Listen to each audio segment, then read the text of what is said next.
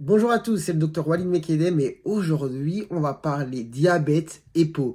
Quelles sont les manifestations cutanées qu'on peut retrouver dans le diabète, soit de manière on va dire inaugurale, on ne sait pas qu'on est diabétique, on remarque certaines choses sur la peau, on se dit tiens c'est peut-être le signe de ça, ou alors dans une autre mesure on a un diabète qui présente depuis longtemps, peut-être déséquilibré et qui nous donne par la suite des manifestations au niveau de la peau. Écoutez, je vais vous en donner plusieurs, je vais vous mettre les images et on va pouvoir commenter tout ça. C'est parti, on commence avec la première qui en tout cas peut-être du côté médecin est une des plus connues. C'est ce qu'on appelle l'acanthosis nigricans. Je me décale un petit peu comme ça je pourrais mettre des photos ici. Ça ressemble à ça. Donc ça se retrouve principalement au niveau des plis, au niveau du cou, au niveau des aisselles, de l'aine et ça donne cet aspect marron de la peau qui donne un aspect un petit peu sale, c'est velouté au toucher. Je vais vous mettre aussi une photo sur une peau noire parce que c'est pas vraiment le même aspect. Sur une peau noire, ça a un aspect un petit peu plus peau qui ressemble à du cuir. Mais finalement, c'est les mêmes régions, c'est cet aspect un petit peu plus foncé. Et ça, c'est lié justement à un phénomène lié à l'insuline, quand on commence à avoir une résistance à l'insuline. Donc, c'est quelque chose quand même d'assez reconnaissable. L'acanthosis nigricans, en soi, c'est pas quelque chose de dangereux, hein, c'est juste une manifestation liée justement au diabète. Donc, ça peut être un signe un petit peu précurseur quand on commence à développer justement une insulinorésistance, pardon. Donc, à savoir reconnaître. Donc, chez la personne de couleur blanche, personne de couleur noire, vous voyez un aspect un petit peu différent, mais finalement, ça se ressemble quand même plutôt pas mal. En tout cas, ça ne fait pas mal, justement. Allez, on passe à la deuxième lésion, ce qu'on appelle la dermopathie diabétique. Alors, pour le coup, ça, c'est quelque chose de fréquent, qu'on peut retrouver chez des personnes qui ne sont pas diabétiques non plus. Ce sont ces petites taches marron qu'on va retrouver principalement sur la face antérieure des jambes. D'accord? Et qui peuvent régresser de manière spontanée. Ça ne fait pas mal, ça ne gratte pas. Pas à ma connaissance en tout cas. J'ai pris quelques notes quand même pour pas dire de bêtises, mais c'est quand même assez fréquent. Et du coup, voilà, il n'y a pas beaucoup plus de choses à dire. Vous voyez un petit peu à quoi ça ressemble, et ça, c'est quelque chose qu'on peut retrouver aussi. Du coup, chez la personne diabétique, c'est pas spécifique à 100% du diabète, c'est-à-dire on peut même le retrouver chez une personne qui ne l'est pas, mais quand même, il y a une bonne association, donc à savoir reconnaître, je pense que c'est intéressant de le savoir. Allez, on passe à la troisième lésion. Je regarde un petit peu mes petites notes. La nécrobiose lipoïdique. Alors là, vous allez me dire, je sors les grands mots. C'est quelque chose d'assez, entre guillemets, choquant, comme ça, pour quelqu'un qui n'a pas l'habitude. C'est rare. Donc, c'est rare. Donc, ça concerne en général moins d'1% des personnes diabétiques. Et ça va se manifester de cette manière, avec ce placard au niveau aussi principalement des jambes, des bords rouges, avec un intérieur un peu plus jaunâtre, avec une peau atrophiée, c'est-à-dire un petit peu amincie. D'accord? Regardez bien un petit peu à quoi ça ressemble, histoire de vous faire, de vous mettre l'image en tête. Je regarde un petit peu ce que j'ai noté.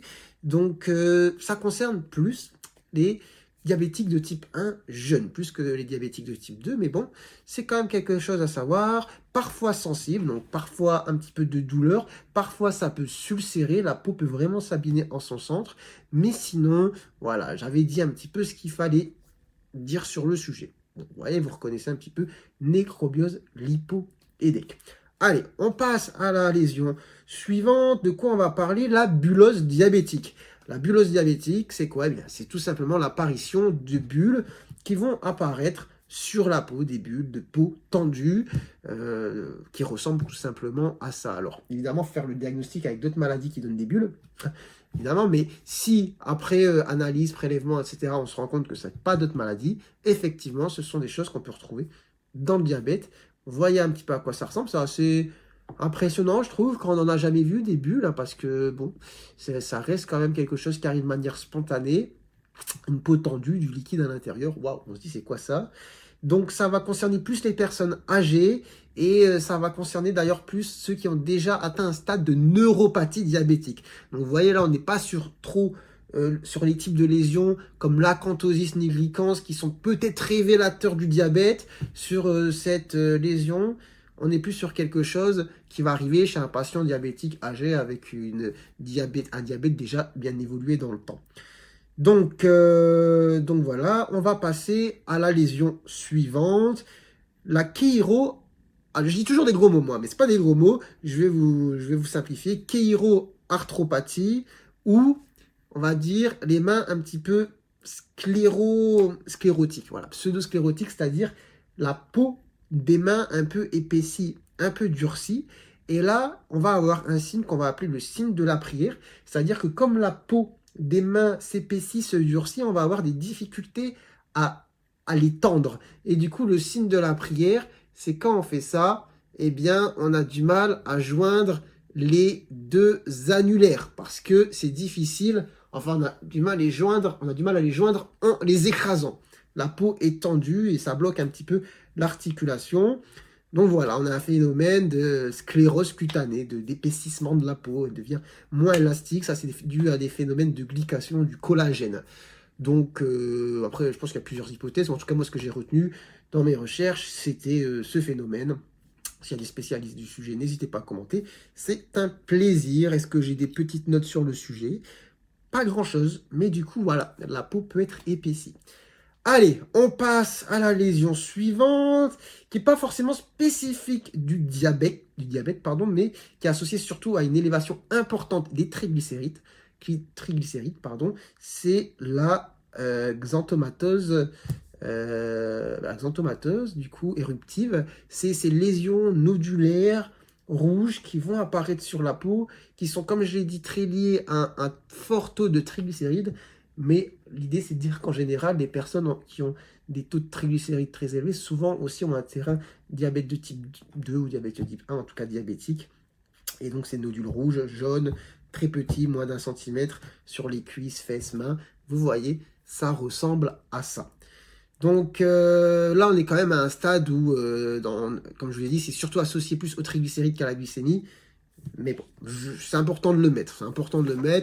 C'est pas forcément la chose la plus fréquente, mais voilà. On va continuer avec le granulome annulaire. Ça, c'est intéressant parce que ça, pour le coup, on peut le retrouver chez des personnes qui n'ont pas du tout de diabète, mais c'est souvent associé quand même avec. À savoir, ça peut peut-être un jour révéler l'histoire.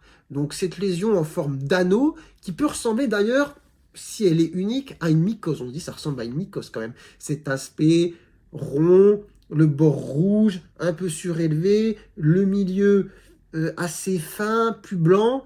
Mais en général, le granulome annulaire, on en a plusieurs et des fois, ça a une taille assez conséquente, énorme. Ça concerne quand même plus les femmes. Et puis voilà, mais en gros, ça peut être associé au diabète, ça peut peut-être être un élément révélateur.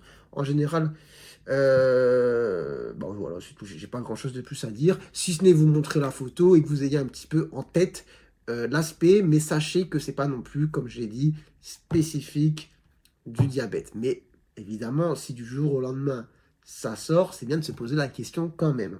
Ok?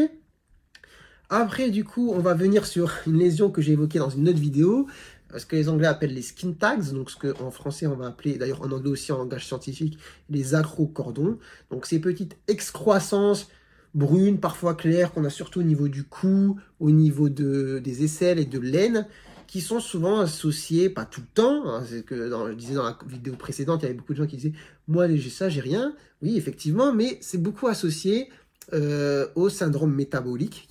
C'est quoi le syndrome métabolique? C'est l'association de plusieurs choses, donc augmentation triglycérides, baisse du HDL qui est le bon cholestérol, résistance à l'insuline avec diabète de type 2, obésité avec augmentation du périmètre abdominal et hypertension. On coche pas forcément toutes les cases, mais si on en coche quelques-unes, en général on dit 3, on est dans ce cadre-là et j'ai parlé dans les 5 cases du diabète de type 2, donc ça peut être associé, d'accord? Pas spécifique à 100%, mais à partir d'un certain âge, vous avez pris du poids, etc. Ça fait hyper longtemps que vous n'avez pas été chez le médecin, plusieurs années peut-être pour certains. Vous voyez que bizarrement, il y a plein de ces petites... comment on appelle ça dans le Nord? Tétons de souris, je pense. Je sais plus, il y a une expression comme ça, dites-moi en commentaire. Bon, ça vaut le coup de faire un petit bilan de santé, faire une petite glycémie à jeun et voir on a à combien. En tout cas, voilà, c'est ce qu'on appelle des acrocordons. D'accord, ça fait pas mal, c'est pas du tout cancérigène, etc. Mais ça peut être un signe. Donc, important aussi de l'avoir en tête. On va passer à la lésion suivante. C'est pas vraiment une lésion, c'est tout simplement le fait d'avoir la peau sèche. La peau sèche, la peau qui glatte parfois, à pas trop mettre sur le plan d'un eczéma ou d'un psoriasis. Voilà, des gens qui vont se dire non, mais c'est pas grave, c'est ma peau, elle est comme ça depuis tout le temps. Bon, des fois, quand la peau est altérée comme ça vaut aussi le coup de se dire est-ce que ça vaudrait pas le coup aussi de faire juste une petite prise de sang, vérifier, faire un petit check-up, voir s'il n'y a pas de problème, etc. Voilà, franchement, ça ne rien dire beaucoup plus. Si c'est pas dans vos habitudes et que avec les mois qui se sont écoulés récemment, vous avez l'impression que la peau devient très sèche, très, ce qu'on dit prurigineuse, ça glace, pourquoi pas? Pourquoi pas faire un bilan? Voilà, mais je ne m'attarde pas plus sur le sujet. Et après, en fait, je voulais faire 10 lésions qu'on peut retrouver dans le diabète. Le numéro 10, je vous avoue, c'est plus pour faire un numéro 10 parce que c'est pas du tout spécifique du diabète, mais c'est quand même favorisé. Ce sont les infections type érysipèle. Donc l'érysipèle, c'est une infection au niveau de la jambe. En général, il y a une porte d'entrée, comme par exemple une mycose entre les orteils, une petite lésion, un bobo, une blessure. Et en général, ça flambe. La jambe devient toute rouge, ça donne ça. Voilà, je vous mets la photo tout simplement. C'est une infection, ça se traite, mais vous savez que la personne diabétique va avoir certaines fragilités vis-à-vis de certaines infections. Et surtout, ce qui est important à dire, c'est que l'infection en elle-même est beaucoup plus, du coup, dangereuse chez une personne diabétique, chez qui elle peut faire, voilà, décompenser. D'accord, le diabète, etc. Et d'autres choses, parce qu'en général, quand on est diabétique, c'est pas tout le temps, mais on n'est pas que diabétique. Des fois, il y a aussi d'autres problèmes associés. Bon, écoutez, on a fait... Franchement, je trouve que c'est pas mal. On a fait 10 lésions. Je ne vais pas non plus trop blablater. On a mis les images histoire que vous ayez les choses en tête. Vous pouvez revenir dessus. Moi, je vais faire un petit sommaire. Je vais découper la vidéo. Dites-moi si cette vidéo vous a plu. Dites-moi si vous reconnaissez certaines choses, si ça vous est déjà arrivé, ou si vous avez déjà vu certaines choses en photo, mais en fait, vous ne saviez pas ce que c'était. Et aujourd'hui, vous faites « Ah oui, j'ai le déclic ». Enfin bref, dites-moi un petit peu en commentaire. Ça me fait plaisir à chaque fois de vous lire. Sur ce... Moi, je vous dis, prenez soin de vous, prenez soin de votre santé et à très bientôt, je l'espère, pour de nouvelles vidéos. Allez, ciao, ciao.